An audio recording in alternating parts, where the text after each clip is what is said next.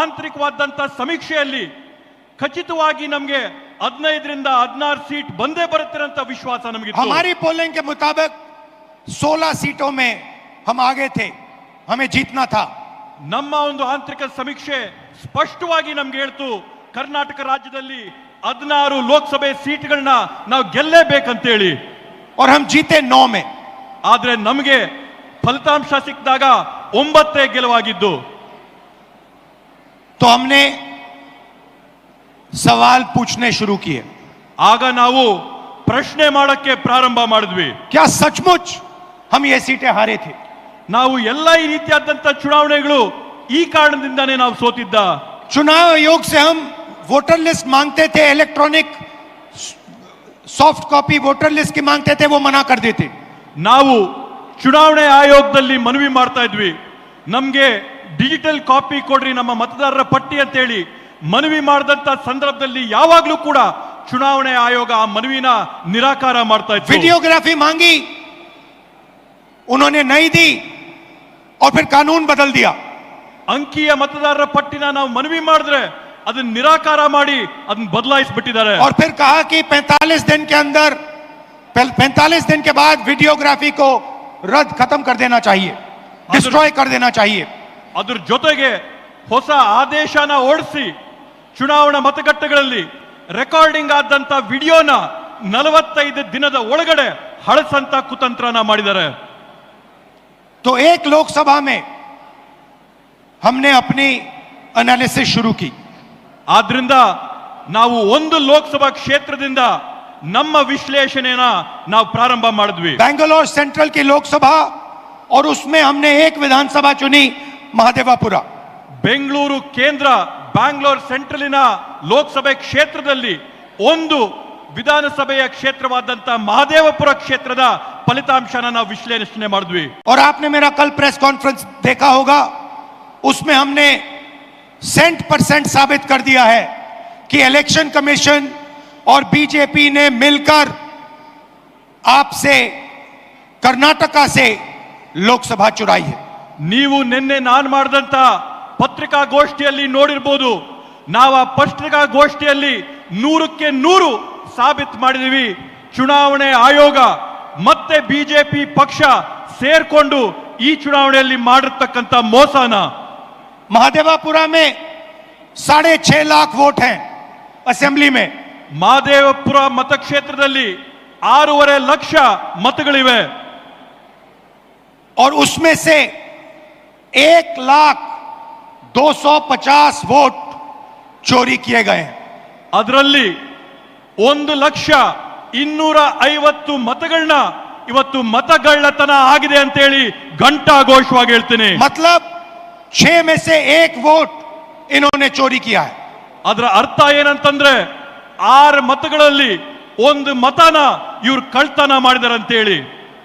5 तरीके से चोरी की गई है. 5 ವಿಧಗಳಲ್ಲಿ ಈ मतಗಳ ಕಳ್ತನ ಆಗಿದೆ. डुप्लीकेट वोटर मतलब एक वोटर अनेक बार वोटिंग कर रहा है. ದ್ವಿಪ್ರತಿಯ ಮತದಾರರ ಏನು ಪಟ್ಟಿ ಇರ್ತದೆ ಅದರಲ್ಲಿ ಒಬ್ಬ ಮತದಾರ ಹಲವಾರು ಬಾರಿ ಅವರ ಹೆಸರುಗಳು ಮತಪಟ್ಟಿಯಲ್ಲಿ ಬರ್ತಾರೆ. 4 अलग अलग पोलिंग बूथ में वोट डाल रहा है, 5-6 अलग पोलिंग बूथ में वोट डाल रहा है. 4-5 ಮತಗಟ್ಟೆಗಳಲ್ಲಿ ಅವನು ಹೋಗಿ ಮತದಾನ ಮಾಡಿ ಬರ್ತಾ ಇದ್ದಾನೆ. ऐसे तकरीबन 12,000 वोटर हैं.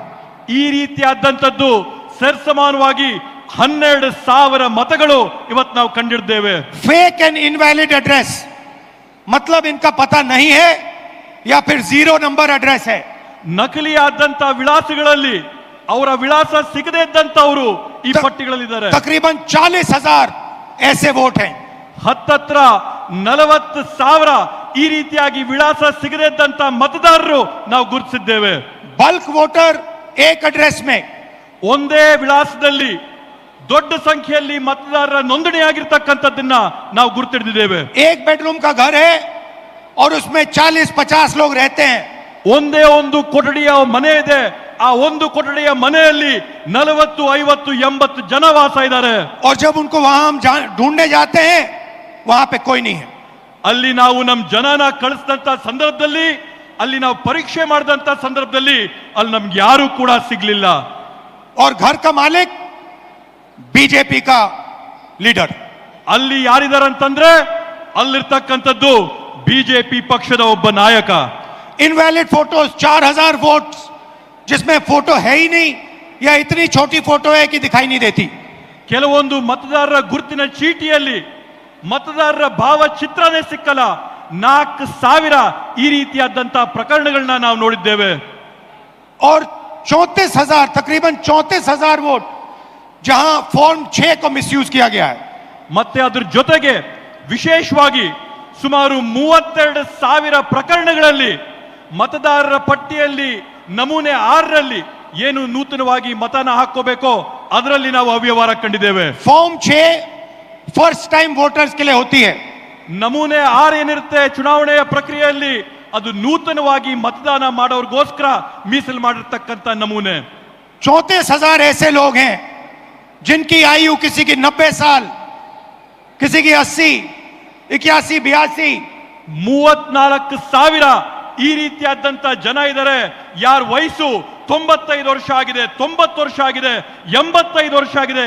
ಈ ರೀತಿಯಾದಂತ 34,000 ಜನ ಅಲ್ಲಿದ್ದಾರೆ. इस प्रकार से 1 लाख वोट इलेक्शन कमीशन और बीजेपी ने चोरी किया है। ಈ ರೀತಿಯಲ್ಲಿ ಈ ಮಾದರಿಯಲ್ಲಿ ಬಿಜೆಪಿ ಪಕ್ಷ ಮತ್ತೆ ಚುನಾವಣೆ ಆಯೋಗ 1,00,000 ಮತಗಳ ಕಳ್ತನನ ಮಾಡಿರ್ತಕ್ಕಂಥದ್ದು ನಾವು ನೋಡಿದ್ದೇವೆ. डुप्लीकेट वोटर्स में एक व्यक्ति कर्नाटक में वोट देता है, उसके बाद उत्तर प्रदेश में वोट देता है। ನಕಲಿ ಮತದಾರರ ಪಟ್ಟಿಯಲ್ಲಿ ನಾವು ನೋಡಿದೀವಿ, ನಕಲು ಮಾಡಿಕೊಂಡು ಒಬ್ಬೇ ಮತದಾರನು ಕರ್ನಾಟಕ ರಾಜ್ಯದಲ್ಲಿ ಮತ ಹಾಕ್ತಾನೆ, ಮಹಾರಾಷ್ಟ್ರದಲ್ಲಿ ಮತ ಹಾಕ್ತಾನೆ, यूपी राज्यದಲ್ಲಿ ಮತ वोट देने ಹಾಕ್ತಾನೆ. का अधिकार उसको बेंगलोर में है, लखनऊ में है, वाराणसी में है, अलग अलग जगह देश में ये लोग वोट डालने के लिए ऑथराइज्ड हैं। ಮತದಾನ ಮಾಡಂತ ಹಕ್ಕು ಈ ವ್ಯಕ್ತಿಗೆ ಬೆಂಗಳೂರಿನಲ್ಲಿದೆ, ಲಕ್ನೌನಲ್ಲಿದೆ, ವಾರಣಾಸಿನಲ್ಲಿದೆ. ಈ ದೇಶದ ವಿವಿಧ ವಿವಿಧ ಭಾಗಗಳಲ್ಲಿ ಮತದಾನ ಮಾಡಂತ ಹಕ್ಕನ್ನ ಈ ವ್ಯಕ್ತಿ ಕೊಟ್ಟಿದ್ದಾರೆ. मुझसे इलेक्शन कमीशन एफिडेविट मांगता है। ನನ್ನ ಹತ್ರಿಂದ ಇವತ್ತು ಚುನಾವಣೆ ಆಯೋಗ ಪ್ರಮಾಣ ಪತ್ರ ಕೇಳ್ತಾ ಇದ್ದಾರೆ. मुझसे कहता है कि मुझे ओथ लेना है। ಅವ್ರು ನನಗೆ ಕೇಳ್ತಾ ಇದ್ದಾರೆ, ನಿಮ್ ಮುಂದೆ ಬಂದು ಪ್ರಮಾಣ ಮಾಡಿ ಅಂತ ಹೇಳಿ. मैंने पार्लियामेंट के सामने, पार्लियामेंट के अंदर ओथ लिया है। ನಾನು इस संविधान के सामने ओथ लिया है, इस पर हाथ डाल के वोट लिया है, इस पे हाथ डालकर ओथ लिया है। ನಾನು ಸಂಸತ್ ಭವನದಲ್ಲಿ ಪ್ರತಿಜ್ಞೆ ಮಾಡಿದ್ದೀನಿ, ಸಂಸತ್ನಲ್ಲಿ ಪ್ರತಿಜ್ಞೆ ಮಾಡಿದ್ದೀನಿ, ಈ ಸಂವಿಧಾನದ ಮೇಲೆ ನಾನು ಪ್ರತಿಜ್ಞೆ ಮಾಡಿದ್ದೀನಿ, ನಾನು ನುಡಿಯಂತದ್ದೆಲ್ಲ ಸತ್ಯ ಅಂತ ಪ್ರತಿಜ್ಞೆ ಮಾಡಿದ್ದೇನೆ. और आज जब हिंदुस्तान की जनता हमारे डेटा को लेकर इलेक्शन कमीशन के वेबसाइट पर सवाल पूछ रही है, तो इलेक्शन कमीशन ने अपना वेबसाइट बंद कर दिया। ಇವತ್ತು ನಮ್ಮ ದೇಶದ ಪ್ರಜೆಗಳು ನಮ್ಮ ಒಂದು ಪತ್ರಿಕಾಗೋಷ್ಠಿ ನೋಡಿದ ನಂತರ ಚುನಾವಣೆ ಆಯೋಗದ ವೆಬ್ಸೈಟ್ ಅಲ್ಲಿ ಪ್ರಶ್ನೆ ಮಾಡಕ್ಕೆ ಪ್ರಯತ್ನ ಮಾಡಿದ್ರೆ ಚುನಾವಣೆ ಆಯೋಗದ ವೆಬ್ಸೈಟ್ मध्य प्रदेश, राजस्थान, बिहार के वेबसाइट बंद कर दिए हैं। ಇವತ್ತು ಬೇರೆ ಬೇರೆ ರಾಜ್ಯಗಳ ವೆಬ್ಸೈಟ್, ಚುನಾವಣೆಯ ವೆಬ್ಸೈಟ್, ಬಿಹಾರದ ಚುನಾವಣೆಯ ವೆಬ್ಸೈಟ್ ಇವತ್ತು ಬಂದ್ ಮಾಡಿದ್ದಾರೆ. क्योंकि वो जानते हैं कि अगर हिंदुस्तान की जनता ने इसी डेटा को लेकर सवाल पूछना शुरू कर दिया तो उनका पूरा ढांचा कोलैप्स कर जाएगा। ಯಾಕಂತಂದ್ರೆ ಅವ್ರಿಗೆ ಮನವರಿಕೆ ಆಗಿದೆ, ಭಾರತ ದೇಶದ ಪ್ರಜೆಗಳು ಈ ಒಂದು ವಿಷಯನ ಕೇಳಿಕೊಂಡು ಪ್ರಶ್ನೆ ಮಾಡಕ್ಕೆ ಪ್ರಾರಂಭ ಮಾಡಿದ್ರೆ ಅವರ ಒಂದು ನಾಟಕ ಏನ್ ನಡೀತಾ ಇದೆ ಆ ನಾಟಕ ಮುಗಿದೋಗುತ್ತೇನಂತ ಭಯ ಇವತ್ತು ಅವ್ರಿಗೆ ಬಂದಿದೆ. मैं यहां इस स्टेट से गारंटी देके कह रहा हूं, हमारी मांग है कि इलेक्शन कमीशन हमें पूरी देश की इलेक्ट्रॉनिक वोटर लिस्ट दे। ನಾನು ಈ ವೇದಿಕೆ ಮುಖಾಂತರವಾಗಿ ಚುನಾವಣೆ ಆಯೋಗ ಮಾಡಿದಂತ ಮನವಿ ಏನಂತಂದ್ರೆ ಈ ದೇಶದಲ್ಲಿರ್ತಕ್ಕಂಥ ಎಲ್ಲ ಚುನಾವಣೆಯ ಪಟ್ಟಿಗಳನ್ನ ನಮ್ಗೆ ಎಲೆಕ್ಟ್ರಾನಿಕ್ ಫಾರ್ಮ್ ಅಲ್ಲಿ, ಡಿಜಿಟಲ್ ಫಾರ್ಮ್ ಅಲ್ಲಿ ಕೊಡಿ ಅಂತ ಹೇಳಿ. वीडियोग्राफी के रिकॉर्ड्स दे।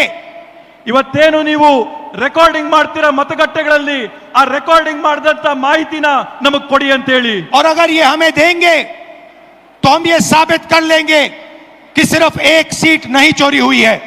ಇವತ್ತಿನ ಮಾಹಿತಿ ನಮಗ್ ಕೊಟ್ರೆ ನಾವು ಸಾಬೀತ್ ಮಾಡಿ ತೋರಿಸ್ತೀವಿ ಇಲ್ಲಿ ಒಂದು ಮತ, ಇಲ್ಲಿ ಒಂದು ಸೀಟಿನ ಕಳ್ತನ ಆಗಿದೆ ಅಂತ ಹೇಳಿ. और सिर्फ कर्नाटका में नहीं चोरी हुई है, पूरे हिंदुस्तान में सीटें चोरी हुई हैं। ಈ ಕಳ್ತನ ಕೇವಲ ಕರ್ನಾಟಕ ರಾಜ್ಯದ ಒಂದರಲ್ಲೇ ಅಲ್ಲ, ಭಾರತ ದೇಶಾದ್ಯಂತ ಪೂರ್ತಿ ಈ ರೀತಿಯಾಗಿ ಮತಗಳ ಕಳ್ತನ ಆಗಿದೆ. इलेक्शन कमीशन बीजेपी का नहीं है, इलेक्शन कमीशन संविधान के लिए काम करता है. ಇವತ್ತು ಚುನಾವಣೆ ಆಯೋಗ ಏನಿದೆ ಬಿಜೆಪಿ ಅವರ ಪರವಾಗಿ ನಿಂತಿದೆ. ಎಲೆಕ್ಷನ್ ಕಮಿಷನ್ ಏನಿದೆ ಇವತ್ತು ಸಂವಿಧಾನದ ವಿರುದ್ಧವಾಗಿ ಇವತ್ತು ನಡ್ಕೋತಾ ಇದೆ. और कर्नाटक में सीट चोरी की गई है, एक लोकसभा को हमने जांच करके निकाला है. मैं कह सकता हूं कि एक से ज्यादा सीटें यहां चोरी हुई हैं. ಇವತ್ತು ಕರ್ನಾಟಕದಲ್ಲಿ ನಾವು ಒಂದು ಕ್ಷೇತ್ರನ ಪರಿಶೀಲನೆ ಮಾಡಿ ಆ ಕ್ಷೇತ್ರದಲ್ಲಿ ಆದಂತ ಕಳ್ತನನ ನಾವು ಸಾಬೀತು ಮಾಡಿದೀವಿ. 100ಕ್ಕೆ 100 ನಾನು ನಿಮ್ಗೆ ಆಶ್ವಾಸನೆ ಕೊಡ್ತೀನಿ. ಕರ್ನಾಟಕ ರಾಜ್ಯಾದ್ಯಂತ ನಾವು ಪರಿಶೀಲನೆ ಮಾಡಿದ್ರೆ ಒಂದಲ್ಲ ಹಲವಾರು ಉದಾಹರಣೆ ನಮ್ಗೆ ಸಿಗುತ್ತೆ ಅಂತ ಹೇಳಿ. जो कॉन्स्टिट्यूशन का फाउंडेशनल आइडिया है, वन मैन वन वोट, इस पर इलेक्शन कमीशन और उसके सारे अफसर आक्रमण कर रहे हैं. इसका मतलब वो संविधान पर आक्रमण कर रहे हैं. ಇವತ್ತು ಸಂವಿಧಾನದ ಮೂಲ ಧ್ಯೇಯ ಏನಿದೆ, ಸಂವಿಧಾನದ ಮೂಲ ಧ್ಯೇಯ ಅಂದ್ರೆ ಒಬ್ಬ ವ್ಯಕ್ತಿಗೆ ಒಂದೇ ಮತ ಅನ್ನಂಥದ್ದು. ಚುನಾವಣೆ ಆಯೋಗದ ಅಧಿಕಾರಿಗಳು, ಅವರಲ್ಲಿರ್ತಕ್ಕಂಥ ಸಿಬ್ಬಂದಿ ವರ್ಗದವರು ಎಲ್ಲರೂ ಕೂಡ ಒಗ್ಗಟ್ಟಾಗಿ ಸೇರಿ ಈ ಸಂವಿಧಾನದ ಮೇಲೆ ಪ್ರಹಾರ ಮಾಡಿ ಅದ್ರ ಮೇಲೆ ಹಲ್ಲೆ ಮಾಡಿ हिंदुस्तान के गरीब जनता पर आक्रमण कर रहे हैं. ಕರ್ನಾಟಕ ರಾಜ್ಯದ ಭಾರತ ದೇಶದ ಬಡ ಜನರ ಮೇಲೆ ಆಕ್ರಮಣ ಮಾಡ್ತಾ ಇದ್ದಾರೆ.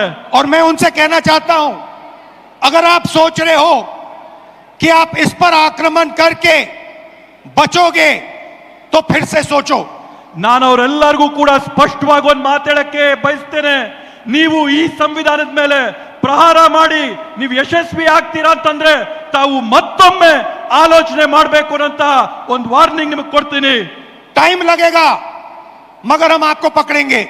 ಸಮಯ ಬರುತ್ತೆ, ಆದ್ರೆ ನಿಮ್ಗೆ ತಕ್ಕದಂತ ಪಾಠನ एक ಕಲಿಸ್ತೀವಿ. एक करके पकड़ेंगे. ಒಬ್ಬೊಬ್ಬರನ್ನ ಹುಡುಕಿ ನಿಮಗೆ ಪಾಠ ಕಲಿಸ್ತೀವಿ. मेरी बात याद रखना, ದೇಶಾದ್ಯಂತ ಹುಡುಕ್ ಕೊಡ್ತೀವಿ. क्योंकि आप अगर इस पर हमला करोगे तो हम आप पर हमला करेंगे. ನೀವು ಈ ಪವಿತ್ರ ಸಂವಿಧಾನದ ಮೇಲೆ ಹಲ್ಲೆ ಮಾಡಿದ್ರೆ ನೇರವಾಗಿ ನಾವು ನಿಮ್ಮ ಮೇಲೆ ಹಲ್ಲೆ ಮಾಡ್ತೀವಿ, ನಿಮ್ಮನ್ನ ಗುರಿ ಮಾಡ್ತೀವಿ. ये हिंदुस्तान की आवाज है. ಈ ಒಂದು ಪವಿತ್ರವಾದಂತ ಗ್ರಂಥ ಈ ದೇಶದ ಧ್ವನಿ. याद रखिए, नरेंद्र मोदी 25 सीट की मार्जिन से प्रधानमंत्री हैं. ತಾವು ನೆನಪಿಟ್ಕೋಬೇಕು, ನರೇಂದ್ರ ಮೋದಿ ಅವರು ಕೇವಲ 25 ಸೀಟುಗಳಿಂದ ಇವತ್ತು ಈ ದೇಶದ ಪ್ರಧಾನಮಂತ್ರಿ ಆಗಿದ್ದಾರೆ. एक सीट हमने दिखा दी कि चोरी हुई है. ಒಂದು ಸೀಟ್ನ ನಾವು ಸಾಬೀತು ಮಾಡಿ ತೋರಿಸಿದೀವಿ ಕಳ್ತನ ಆಗಿದೆ ಆ ಸೀಟಲ್ಲಿ ಅಂತ ಹೇಳಿ. 25 सीट वो 35,000 या कम वोटों से जीते हैं. 25 ಸ್ಥಾನಗಳನ್ನ ಅವರು 34,000ಕ್ಕಿಂತ ಕಡಿಮೆಯ ಅಂತರದಲ್ಲಿ ಇವತ್ತು ಜಯ ಸಾಧಿಸಿರೋದನ್ನ ನಾವು ನೋಡಿದೀವಿ. अगर हमें इलेक्ट्रॉनिक डेटा मिल जाए, हम साबित कर देंगे कि हिंदुस्तान का प्रधानमंत्री चोरी करके प्रधानमंत्री बना है. ಇವತ್ತು ನಮ್ಗೆ ಸರಿಯಾದಂತ ಮಾಹಿತಿ ಕೊಟ್ರೆ ನಾವು ಸಾಕ್ಷಿಯಾಗಿ ತೋರಿಸ್ತೀವಿ ಈ ದೇಶದ ಪ್ರಧಾನಮಂತ್ರಿ ಕಳ್ತನ ಮಾಡಿ ಪ್ರಧಾನಮಂತ್ರಿ पूरे देश को ಆಗಿರ್ತಕ್ಕಂಥ. यह सवाल पूछना चाहिए कि इलेक्शन कमीशन इलेक्ट्रॉनिक डेटा और वीडियोग्राफी क्यों नहीं दे रहा है. ಇವತ್ತು ಪೂರ್ತಿ ದೇಶ ಒಕ್ಕೊರಳಿಂದ ಪ್ರಶ್ನೆ ಮಾಡಬೇಕಾಗಿದೆ. ಚುನಾವಣೆ ಆಯೋಗ ಡಿಜಿಟಲ್ ರೆಕಾರ್ಡ್ ನ ಮತ್ತೆ ರೆಕಾರ್ಡಿಂಗ್ಗಳನ್ನ, ವಿಡಿಯೋ ರೆಕಾರ್ಡಿಂಗ್ ನ ಯಾಕೆ ಕೊಡ್ತಾ ಇಲ್ಲ ಅಂತ ಹೇಳಿ. मैं लीडर ऑफ ऑपोजिशन हूं, मगर मैं अकेला नहीं बोल रहा हूं. ನಾನು ವಿರೋಧ ಪಕ್ಷದ ನಾಯಕನಾಗಿರ್ಬೋದು, ಆದ್ರೆ ನಾನು ಒಬ್ಬೊಂಟಿಗನಾಗಿ ಮಾತಾಡ್ತಾ ಇಲ್ಲ. हिंदुस्तान की सारी राजनीतिक ऑपोजिशन की पार्टियां ये सवाल पूछ रही हैं. ಈ ದೇಶದ ಎಲ್ಲ ರಾಜಕೀಯ ಪಕ್ಷಗಳು ಕೂಡ ನಮ್ಮ ಜೊತೆ ನಿಂತು ಇದನ್ನ ಪ್ರಶ್ನೆ ಮಾಡ್ತಾ ಇದ್ದಾರೆ. और इलेक्शन कमीशन को एकदम ये डेटा हमारे हवाले कर देना चाहिए. ಅದೇ ರೀತಿಯಲ್ಲಿ ಚುನಾವಣೆ ಆಯೋಗ ಈ ಕೂಡಲೇನೆ ಈ ಎಲ್ಲ ಮಾಹಿತಿಗಳನ್ನ ಬಹಿರಂಗ ಪಡಿಸಬೇಕು ಅಂತ ಹೇಳ್ತೇನೆ. कर्नाटक में जो हमने डेटा निकाला है वो एक क्राइम का एविडेंस है. ಕರ್ನಾಟಕ ರಾಜ್ಯದಲ್ಲಿ ನಾವು ತೆಗೆದಿರ್ತಕ್ಕಂಥ ಮಾಹಿತಿ ಒಂದು ದೊಡ್ಡ ಕುತಂತ್ರದ ಸಾಕ್ಷಿಯ ಗುಡ್ಡ ಆಗಿ ನಿಂತಿದೆ. 6 महीने लगे हमें उस डेटा को निकालने के लिए. 6 ತಿಂಗಳಿನ ಕಾಲಾವಧಿ ಆಗಿದೆ ನಮ್ಗ ಮಾಹಿತಿನೆಲ್ಲ ಸಂಗ್ರಹ ಮಾಡೋದಕ್ಕೋಸ್ಕರ. इतना बड़ा कागजों की पाइल थी. 7 ಅಡಿ ಎತ್ತರದ ಕಾಗದಗಳ, ಪತ್ರಗಳ, ಪೇಪರ್ಗಳನ್ನ ಇವತ್ತು ನಾವು ಪರಿಶೀಲನೆ ಮಾಡಿದ್ದೇವೆ. एक फोटो को लाखों फोटो के सामने कंपेयर किया है। ಒಂದು ಭಾವಚಿತ್ರನ ಲಕ್ಷಾಂತರ ಭಾವಚಿತ್ರಗಳ ಜೊತೆಗೆ ಹೋಲಿಕೆ ಮಾಡಿದ್ದೇವೆ ನಾವು. हर एक नाम को चेक किया है ಪ್ರತಿಯೊಂದು ಹೆಸರನ್ನ ನಾವು ಪರಿಶೀಲನೆ ಮಾಡಿದ್ದೇವೆ. और हम मानते हैं कि हिंदुस्तान का पूरा जो डेटा है, इलेक्शन का डेटा है, वो एविडेंस है। ಇವತ್ತು ನಾವು ಹೇಳ್ತೀವಿ ಭಾರತ ದೇಶದಲ್ಲಿ ನಡೆದಿರ್ತಕ್ಕಂಥ ಚುನಾವಣೆಗಳಲ್ಲಿ ಇರ್ತಕ್ಕಂಥ ಮತಪಟ್ಟಿಗಳು ಇದಕ್ಕೆ ಸಾಕ್ಷಿಯಾಗಿವೆ. ಪ್ರತಿಯೊಂದು ಈ और अगर उसको किसी ने डिस्ट्रॉय किया तो वो एविडेंस को डिस्ट्रॉय कर रहा है। ಇವತ್ತು ನಾವು ಯಾರನ್ನೇ ಪ್ರಶ್ನೆ ಮಾಡಿದ್ರು ಕೂಡ ಅವರು ಈ ಸಾಕ್ಷಿನ ನಾಶ ಮಾಡಂತ ಕುತಂತ್ರದಲ್ಲಿದ್ದಾರೆ. और उस क्राइम को आगे बढ़ा रहा है। ಈ ರೀತಿಯಾದಂತ ಕುತಂತ್ರನ, ಈ ತಪ್ಪುಗಳನ್ನ ಅವರು ಮುಂದುವರಿಸ್ತಾನೆ ಹೋಗ್ತಾ ಇದ್ದಾರೆ. और इलेक्शन कमीशन के लोगों को एक और बात माननी होगी, समझना होगा। ಇವತ್ತು ಎಲೆಕ್ಷನ್ ಚುನಾವಣೆ ಆಯೋಗದವರು ಜನರ ಹತ್ರದಿಂದ ಕೇಳಂತ ಮತ್ತೊಂದು ಪ್ರಶ್ನೆಗೆ ಉತ್ತರ ಕೊಡಬೇಕಾಗ್ತದೆ. हमें एक सीट की सच्चाई निकालने के लिए 6 महीने लगे। ನಮಗೆ ಒಂದು ಸೀಟಿನ ವಾಸ್ತವಾಂಶ ತೆಗೆರಷ್ಟರಲ್ಲಿ 6 ತಿಂಗಳಿನ ಕಾಲಾವಧಿ ಬೇಕಾಗಿತ್ತು. मगर अगर आपने हमें डेटा नहीं दिया तो हम ये काम एक नहीं 10, 15, 20, 25 सीटें में भी कर सकते हैं। ನೀವೇನಾದ್ರೂ ನಮ್ಗೆ ಈ ಮಾಹಿತಿನ ಕೊಟ್ಟಿಲ್ಲ ಅಂದ್ರೆ ನೇರವಾಗಿ ನಾವು ನಿಮ್ಗೆ ಹೇಳ್ತಾ ಇದೀವಿ, ಒಂದು ಕ್ಷೇತ್ರ ಅಲ್ಲ, 5, 10, 15, 25 ಕ್ಷೇತ್ರಗಳಲ್ಲಿ ನಾವು ಈ ಮಾಹಿತಿನ ಸಂಗ್ರಹ ಮಾಡಿ ಬಹಿರಂಗ ಮಾಡ್ತೀವಿ. पेपर कॉपियां हैं हमारे पास, ನಮ್ಮ ಹತ್ರ ಮಾಹಿತಿ ಇದೆ ಇದ್ರ ಬಗ್ಗೆ. आप छुपा नहीं सकते, ನೀವು ಇದನ್ನ ಯಾವುದೇ ಕಾರಣಕ್ಕೂ ಬಚ್ಚಿಡಕ್ಕಾಗಲ್ಲ, ಮುಚ್ಚಿಡಕ್ಕಾಗಲ್ಲ. और आप छुप नहीं सकते। ನೀವು ಸುಮ್ಮನೆ ಕೂಡ ಇರಕ್ ಸಾಧ್ಯವಿಲ್ಲ. एक ना एक दिन आपको ऑपोजिशन का सामना करना पड़ेगा। ಒಂದಲ್ಲ ಒಂದಿನ ನೀವು ವಿರೋಧ ಪಕ್ಷಗಳನ್ನ ಎದುರಿಸಲೇಬೇಕಾಗುತ್ತೆ ಅಂತ ಹೇಳ್ತೀನಿ ಈ ಸಂದರ್ಭದಲ್ಲಿ. हर ऑफिसर को और इलेक्शन कमिश्नर को यह बात अच्छी तरह समझ लेनी चाहिए। ಚುನಾವಣೆ ಆಯೋಗದ ಪ್ರತಿಯೊಬ್ಬ ಅಧಿಕಾರಿಗೆ, ಅವರ ಮುಖ್ಯಸ್ಥರಿಗೆ, ಪ್ರತಿಯೊಬ್ಬರಿಗೂ ಕೂಡ ಈ ವಿಷಯ ಮನವರಿಕೆ ಆಗಬೇಕು ಅಂತ ಹೇಳ್ತೀನಿ. यहाँ पे एक लोकसभा चोरी की गई है, ಇಲ್ಲೇ ಒಂದು ಚುನಾವಣೆಯ ಫಲಿತಾಂಶನ ಕಳ್ತನ ಮಾಡಿದಂತಾಗಿದೆ. ये एक क्रिमिनल एक्ट है, कर्नाटक की जनता के खिलाफ एक क्रिमिनल एक्ट है। ಇದು ಕರ್ನಾಟಕ ರಾಜ್ಯದ ಜನತೆಯ ವಿರುದ್ಧವಾಗಿ ಇದೊಂದು ದೊಡ್ಡ ಅಪರಾಧವಾಗಿ ನಿಂತಿದೆ. ಅಪರಾಧ ಮಾಡಿದ್ದಾರೆ ಇವತ್ತು ಕರ್ನಾಟಕದ और ವಿರುದ್ಧವಾಗಿ. कर्नाटका की सरकार को इस क्राइम का इन्वेस्टिगेशन करना चाहिए और एक्शन लिया जाना चाहिए। ಕರ್ನಾಟಕ ರಾಜ್ಯ ಸರ್ಕಾರ ಈ ಒಂದು ಅಪರಾಧದ ವಿರುದ್ಧವಾಗಿ ತನಿಖೆ ನಡೆಸಬೇಕು, ಜನಕ್ಕೆ ನ್ಯಾಯ ಕೊಡಿಸಬೇಕು ಅಂತ ಈ ಸಂದರ್ಭದಲ್ಲಿ ಹೇಳ್ತೇನೆ. ये जो इलेक्शन कमीशन के ऑफिसर्स हैं जिन्होंने 1000, 10,000, 15,000 लोगों को, फेक लोगों को वोटर लिस्ट में डाला है, इनसे सवाल पूछना चाहिए। ಇವತ್ತು ಯಾವ ಚುನಾವಣೆ ಅಧಿಕಾರಿಗಳಿದ್ದಾರೆ, ಯಾರು ಸೇರ್ಕೊಂಡು 5,000, 10,000, 15,000 ಮತಗಳನ್ನ ಇವತ್ತು ಮತದಾರರ ಪಟ್ಟಿಗೆ ಸೇರಿಸಿದ್ದಾರೆ, ಅವರೆಲ್ಲರನ್ನೂ ಕೂಡ ಇವತ್ತು ಪ್ರಶ್ನೆ ಮಾಡಬೇಕಾಗಿದೆ. और महादेवापुरा की सच्चाई निकालनी चाहिए। ಮತ್ತೆ ಮಹದೇವಪುರ ಚುನಾವಣೆಯಲ್ಲಿ ನಡೆದಂತ ವಾಸ್ತವಾಂಶನ ಹೊರಗೆ ತೆಗಿಬೇಕಾಗಿದೆ. मैं आप सबका दिल से धन्यवाद करता हूं कि आप कांग्रेस पार्टी के कार्यकर्ता, जिनके खून में इस संविधान का डीएनए, ನಾನು ಮತ್ತೊಮ್ಮೆ ತಮ್ಮೆಲ್ಲರಿಗೂ ಕೂಡ ಮನಸ್ಪೂರ್ವಕವಾದಂತಹ ಧನ್ಯವಾದ ಹೇಳಕ್ ಬಯಸ್ತೇನೆ. ಕಾಂಗ್ರೆಸ್ ಪಕ್ಷದ ಕಾರ್ಯಕರ್ತರಾದಂತ ತಾವೆಲ್ಲರೂ ಕೂಡ ತಮ್ಮ ರಕ್ತಗತವಾಗಿ ರಕ್ತದಲ್ಲಿ ಸಂವಿಧಾನದ ಡಿಎನ್ಎ ತಮ್ಮೆಲ್ಲರಲ್ಲಿ ಕೂಡ ಇದೆ ಅಂತ ಹೇಳಿ आपको याद होगा कि कर्नाटका की सरकार चोरी की गई थी। ತಮಗೂ ಕೂಡ ನೆನಪಿರಬಹುದು, ಈ ಹಿಂದೆ ಕರ್ನಾಟಕ ರಾಜ್ಯದ ಸರ್ಕಾರನ ಕೂಡ ಕಳ್ತನ ಮಾಡಿದ್ದಂಥದ್ದು. पैसा देकर चोरी की गई थी, ಕಾಸುಗಳನ್ನ ಕೊಟ್ಟು, ಹಣ ಕೊಟ್ಟು ಸರ್ಕಾರ ಕಳ್ತನ ಆಯ್ತು. और मैं आपसे अब कह रहा हूं 100% सबूत के साथ कि लोकसभा में भी आपसे चोरी की गई है। ನಾನು ಮತ್ತೊಮ್ಮೆ ತಮ್ಗೆ ಹೇಳ್ತಾ ಇದ್ದೀನಿ, 100ಕ್ಕೆ 100 ವಿಶ್ವಾಸದೊಂದಿಗೆ ಹೇಳ್ತಾ ಇದ್ದೀನಿ, ಸಾಕ್ಷಿ ಆಧಾರದ ಜೊತೆ ಹೇಳ್ತಾ ಇದ್ದೀನಿ, ಲೋಕಸಭೆಯ ಚುನಾವಣೆ ಕೂಡ ಕಳ್ತನ ಆಗಿದೆ ಅಂತ ಹೇಳಿ. बीजेपी की विचारधारा इस संविधान के खिलाफ है। ಬಿಜೆಪಿ ಅವರ ತತ್ವ ಸಿದ್ಧಾಂತ ಈ ಸಂವಿಧಾನದ ವಿರೋಧವಾಗಿದೆ. और ये हिंदुस्तान के गरीब लोगों का, किसानों का, मजदूरों का, छोटे व्यापारियों का हथियार है। ಇವತ್ತು ಈ ಸಂವಿಧಾನ ಈ ದೇಶದಲ್ಲಿರ್ತಕ್ಕಂಥ ಬಡವರು, ಕಾರ್ಮಿಕರು, ರೈತರು, ಕೂಲಿ ವರ್ಗದವರು ಇವರೆಲ್ಲರ ರಕ್ಷಣೆಗಿರ್ತಕ್ಕಂಥದ್ದು ಈ ಒಂದು ಪವಿತ್ರ ಪುಸ್ತಕ ಮಾತ್ರ. और हर कांग्रेस पार्टी का कार्यकर्ता और नेता इसकी रक्षा करेगा। ಮತ್ತೆ ಪ್ರತಿ ಕಾಂಗ್ರೆಸ್ ಪಕ್ಷದ ನಾಯಕರುಗಳು, ಮುಖಂಡರುಗಳು, ಕಾರ್ಯಕರ್ತರು ತಾವೆಲ್ಲರೂ ಕೂಡ ಇದರ ರಕ್ಷಣೆಯನ್ನ ಮಾಡಬೇಕು ಅಂತ ಮನವಿ ಮಾಡ್ತೀನಿ. और इलेक्शन कमीशन को एकदम हिंदुस्तान की सारी इलेक्ट्रॉनिक वोटर लिस्ट पिछले 10 साल की हमें दे देनी चाहिए। ಚುನಾವಣೆ ಆಯೋಗ ಇವತ್ತು ಈ ದೇಶದಲ್ಲಿ ನಡೆದಂತ ಕಳೆದ 10 ವರ್ಷದ ಚುನಾವಣೆಗಳ ಮತದಾರರ ಪಟ್ಟಿನ ಈ ಕೂಡಲೇ ಬಿಡುಗಡೆ ಮಾಡಬೇಕು ಅಂತ ಆಗ್ರಹ ಮಾಡ್ತೇವೆ। और वीडियोग्राफी भी दे देनी चाहिए। ಅದರ ಜೊತೆಗೆ मतगट्टेಗಳಲ್ಲಿ ಮಾಡಂತ ವಿಡಿಯೋ ರೆಕಾರ್ಡಿಂಗ್ ಕೂಡ ಬಹಿರಂಗಪಡಿಸಬೇಕು ಅಂತ ಹೇಳ್ತೇವೆ। और अगर ये नहीं देंगे तो वो एक क्राइम को छुपा रहे हैं। ಇವರೇನಾದ್ರೂ ಈ ಮಾಹಿತಿನ ಹಂಚಿಲ್ಲ ಅಂತಂದ್ರೆ ಇವರೊಂದು ದೊಡ್ಡ ಅಪರಾಧನ ಬಚ್ಚಿಡ್ತಾ ಇದ್ದಾರೆ ಅಂತ ಆಗುತ್ತೆ। और बीजेपी को इलेक्शन चोरी करने की मदद कर रहे हैं। ಮತ್ತೆ ಅದರ ಜೊತೆಗೆ ಚುನಾವಣೆ ಆಯೋಗ ಬಿಜೆಪಿ ಪಕ್ಷಕ್ಕೆ ಚುನಾವಣೆ ಮತಗಳ್ಳತನ ಮಾಡೋದಕ್ಕೆ ಸಹಕಾರ ಕೊಡ್ತಾ ಇದೆ ಅಂತ ಆಗುತ್ತೆ। जय संविधान, जय हिंद, जय संविधान।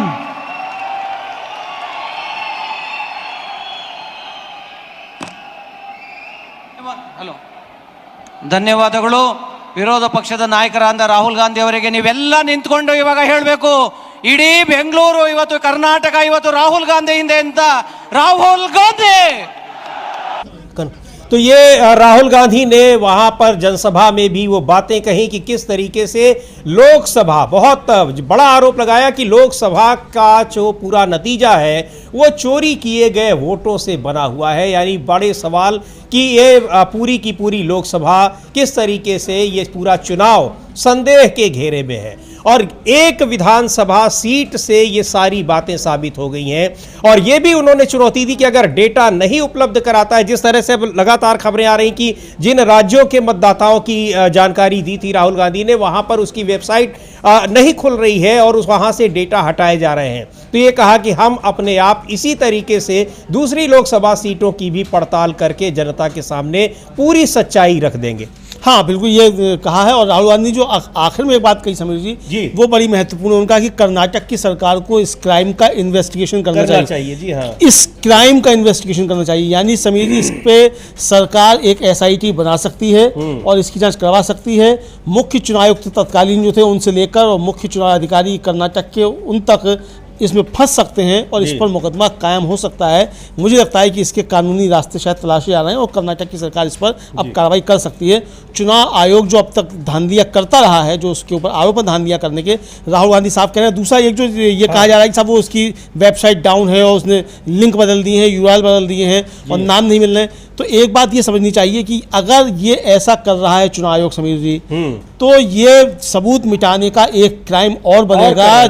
ये एक मुकदमा और तैयार होगा। इसको अच्छे तरीके से समझ लें। दूसरा ये चीज समझ लें कि चूंकि चुनाव आयोग अभी एक बार रुक करते हैं वहां पर सभा स्थल का, फिर वहां कांग्रेस के राष्ट्रीय अध्यक्ष बेंगलुरु में मल्लिकार्जुन खड़गे बोल रहे हैं। देखते हैं वो क्या कह रहे हैं, सुनते हैं। और इसको लेकर एक बड़ा विरोध प्रदर्शन वहां पर राज्य निर्वाचन आयोग के दफ्तर के बाहर कांग्रेस पार्टी का हो रहा है। ये हमने आपको बताया है। उसी कार्यक्रम में इस समय मल्लिकार्जुन खड़गे बोल रहे हैं। सुन लेते हैं क्या कह रहे हैं मल्लिकार्जुन खड़गे। ಮುಖಂಡರುಗಳೇ ಮತ್ತು ಇಲ್ಲಿ ಉಪಸ್ಥಿತಿರ್ತಕ್ಕಂಥ ಎಲ್ಲ ನಮ್ಮ ಕಾಂಗ್ರೆಸ್ ಪಕ್ಷದ ಕಾರ್ಯಕರ್ತ ಬಂಧುಗಳೇ, ಭಗಿನಿಯರೇ, ಮಾಧ್ಯಮದ ಮಿತ್ರರೇ, ಈಗಾಗಲೇ ರಾಹುಲ್ ಗಾಂಧೀಜಿ ಅವರು ಬಹಳ ಸ್ಪಷ್ಟವಾಗಿ ಯಾವ ರೀತಿಯಾಗಿ 2024ರಲ್ಲಿ ಮೋದಿ ಅವರು ವೋಟ್ ಕಳ್ಳತನ ಮಾಡಿ ಕದ್ದು ಈ ದೇಶದ ಪ್ರಧಾನಮಂತ್ರಿ ಆಗಿದ್ದಾರೆ. ಅದು ಯಾಕೆ ನಾವು ಇದು ಹೇಳ್ತಾ ಇದ್ದೇವೆ ಅಂದ್ರೆ, ರಾಹುಲ್ ಗಾಂಧೀಜಿ ಅವರು ವಿಶೇಷವಾಗಿ ಬೆಂಗಳೂರಿನಲ್ಲಿ ನಡೆದಂತ ಚುನಾವಣೆಯಲ್ಲಿ ನಮ್ಮ ಸೆಂಟ್ರಲ್ ಬೆಂಗಳೂರು ಚುನಾವಣೆಯಲ್ಲಿ ಒಂದು ಅಸೆಂಬ್ಲಿ ಕ್ಷೇತ್ರವನ್ನು ಆಯ್ಕೆ ಮಾಡಿ ಅವರು ಡೀಟೇಲ್ವಾಗಿ ಸುಮಾರು 6,60,000 ವೋಟರ್ಗಳು ಅಲ್ಲೇನಿದ್ರು ಅವ್ರದ್ದು ಪ್ರತಿ ಒಂದು ಕೂಡ ಅವರು ಅದರ ಫೋಟೋಗಳು ಹೆಸರುಗಳು ಯಾವ